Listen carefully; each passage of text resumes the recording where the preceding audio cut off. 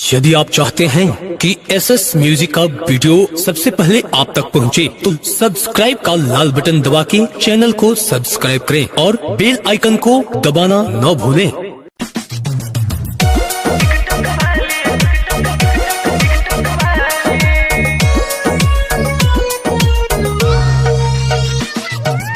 Music by RV Raman.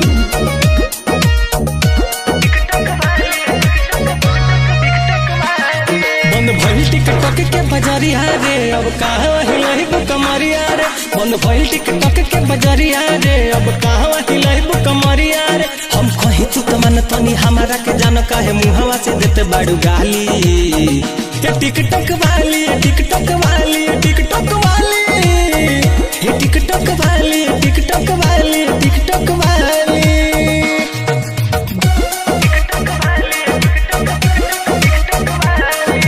SS music video पर video बना के डालत रहलू हा, हमरा जैसा लेकन के करेजा काढ़त रहलू हा। साचे कहीं गोरी जब आंख मारत रहलू हा, आधा हो सर्दी का तू खून दारत रहलू हा। बुझलो तोहर रूपवा लागेला जैसे ब्यूटी रे, काहे दिलवा में काटत हवे चिमटी रे। तोहर रूपवा लागेला जैसे ब्यूटी रे, काहे दिलवा में काटत हवे चिमटी रे। खुद कम रही लौले तो सबके दिखौले, अब कहला पकाहे लजाली। ये टिकटॉक वाली, टिकटॉक वाली, टिकटॉक वाली, ये टिकटॉक वाली, टिकटॉक वाली, टिकटॉक वाली।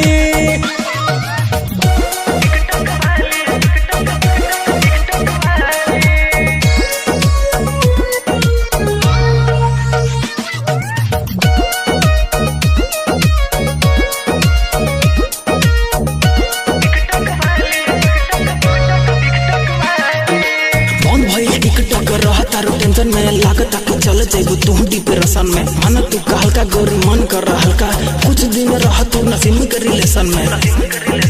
का हो जब से शहर से गहुआ में आई बाड़ी हो, काहे राजा रत्न से किसी आई बाड़ी हो। जब से शहर से गहुआ में आई बाड़ी हो, काहे राजा रत्न से किसी आई बाड़ी हो। बाकी बबलू से मिले रंजित चंदन जी के लेला जुलूम संग ही में ठुमका लगा ली।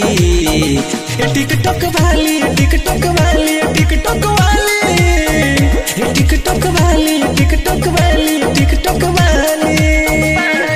बंद भइल टिकटॉक के बजरिया रे, अब कहाँ हिलही कमरिया रे। बंद भइल टिकटॉक के बजरिया रे, अब कहाँ हिलही कमरिया रे। हम कहीं तू तमन तनी हमारा के जान काहे मुहवा से देते बाड़ू गाली।